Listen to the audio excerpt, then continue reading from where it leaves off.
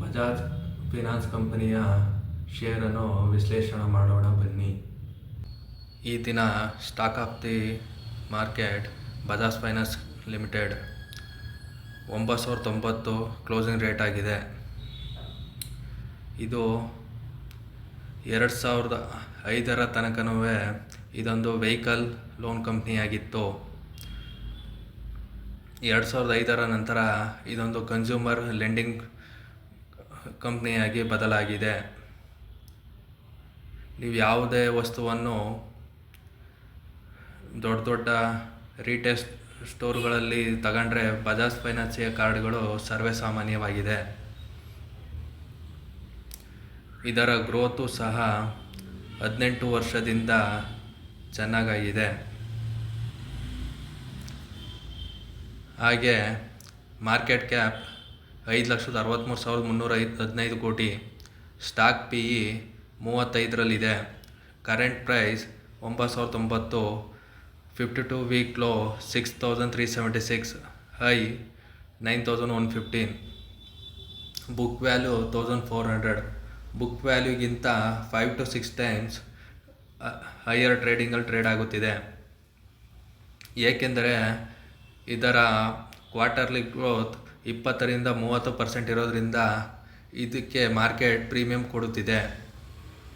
ROCE ನೋಡಿ 11.9%, ROE 22.1%.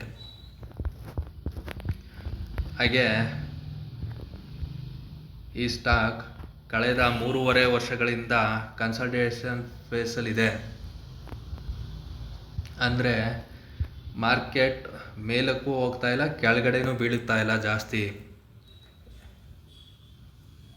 ಆದರೆ ಈಗ ಲಾಸ್ಟ್ ವೀಕ್ ಇದು ಬ್ರೇಕ್ಔಟ್ ಕೊಟ್ಟಿದೆ. ಇದರ ಇಮಿಡಿಯೇಟ್ ಟಾರ್ಗೆಟ್ 10,500 to 11,000 ರೂಪಾಯಿ ತನಕ ಹೋಗಬಹುದು 1 ಇಯರಲ್ಲಿ. ಹಾಗೆ ಸ್ಟಾಕ್ PE ನೋಡಿ, ಕಳೆದ 10 ವರ್ಷಗಳಲ್ಲಿ ಸ್ಟಾಕ್ PE ಎಬವ್ 100 ಇತ್ತು. ಈಗ ಅದು 35ಕ್ಕೆ ಬಂದಿದೆ. ಅಂದರೆ ಇದು ಗುಡ್ ಚಾನ್ಸ್ ಟು ಬೈ ಅಂತ ಹೇಳಬಹುದು. ಹಾಗೆ ಯಾವುದೇ ಸ್ಟಾಕನ್ನು ನೀವು ಬೈ ಮಾಡಿದರೆ ಈಗಿನ ಮಾರ್ಕೆಟ್ ಟ್ರೆಂಡಲ್ಲಿ 1 ಅಥವಾ 2 ಕ್ವಾಂಟಿಟಿಯಲ್ಲಿ ಬೈ ಮಾಡಿದರೆ ಉತ್ತಮ. ಅಂದರೆ ಕೆಳಗೆ ಬಿದ್ದಂಗೆ ನೀವು ಆವರೇಜ್ ಮಾಡಿಕೊಂಡು ಹೋಗಬಹುದು.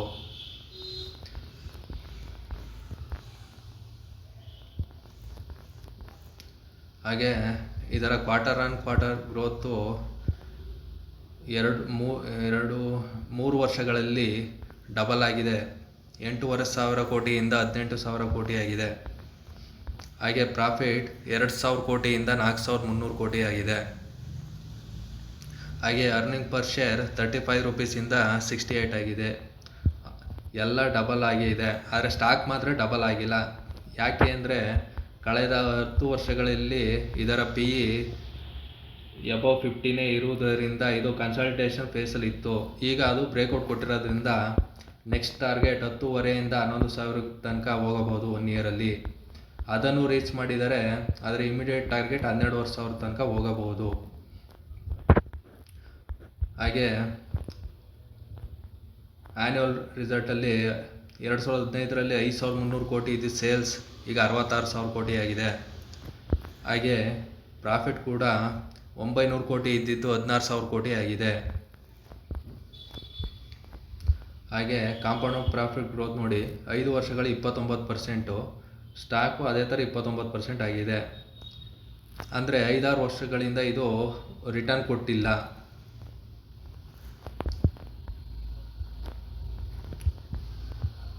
ಹಾಗೆ ಕ್ಯಾಶ್ ಫ್ಲೋಸ್ ನೋಡಿ, 6,800 ಕೋಟಿ ಇದ್ದಿದ್ದು 82,000 ಕೋಟಿ ಆಗಿದೆ. ಹಾಗೆ ROEನೂ ಅಷ್ಟೇ 2016ರಿಂದ ಕಾನ್ಸ್ಟೆಂಟಾಗಿ ಮೇಂಟೈನ್ ಮಾಡ್ಕೊಂಡು ಬಂದಿದೆ. ಹಾಗೆ ಪ್ರಮೋಟರ್ ಈಕ್ವಿಟಿ 22ರಲ್ಲಿ 56% ಇದ್ದಿದ್ದು 1% ಡೌನ್ ಮಾಡ್ಕೊಂಡಿದ್ದಾರೆ. ಹಾಗೆ FIಗಳು 21% ಇದ್ದಿದ್ದು 20% ಡೌನ್ ಮಾಡ್ಕೊಂಡಿದ್ದಾರೆ. DIಗಳು 11% ಇದ್ದಿದ್ದು ಹೆಚ್ಚಿಗೆ ಮಾಡ್ಕೊಂಡಿದ್ದಾರೆ 15%ಗೆ. ಹಾಗೆ ನಮ್ಮ ಹತ್ರ ನಿಮ್ಮ ಹತ್ರ ಪಬ್ಲಿಕ್ ಹತ್ರ 11% ಇದ್ದಿದ್ದು 9.32% ಆಗಿದೆ.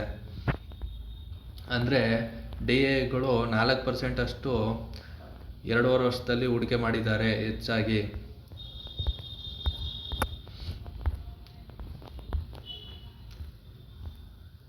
ಆದ್ದರಿಂದ ಗೆಳೆಯರೆ, ಈ ಸ್ಟಾಕ್ ಇಮಿಡಿಯೇಟ್ ಟಾರ್ಗೆಟು 10,500ರಿಂದ 11,000 ತನಕ ಹೋಗ್ಬೋದು ಅಂತ ಹಲವಾರು ಬ್ರೋಕರೇಜ್ ಕಂಪ್ನಿಗಳು ಹೇಳಿದ್ದಾರೆ. ಜೊತೆಗೆ ಈ ಸ್ಟಾಕ್ ಕಳೆದ ವಾರ ಬ್ರೇಕ್ಔಟ್ ಕೊಟ್ಟಿರೋದ್ರಿಂದ ಹೋಗಬಹುದು ಗೆಳೆಯರೆ. ಆದರೆ ನಾನು ಏನೇ ಹೇಳಿದರೂ ಅದು ನನ್ನ ಅನಿಸಿಕೆ. ನೀವು ಫಂಡಮೆಂಟಲ್ ಅನಾಲಿಸಿಸ್ ಮಾಡಿ ಇನ್ನೊಂದು ಸಾರಿ ಈ ಸ್ಟಾಕಲ್ಲಿ ಬೈ ಮಾಡಿದರೆ ಉತ್ತಮ ಗೆಳೆಯರೆ. ಈ ವಿಡಿಯೋ ನಿಮಗೆ ಇಷ್ಟವಾಗಿದ್ದರೆ ಲೈಕ್ ಮಾಡಿ ಮತ್ತು ಸಬ್ಸ್ಕ್ರೈಬ್ ಮಾಡಿ. ಧನ್ಯವಾದಗಳು ಗೆಳೆಯರೆ.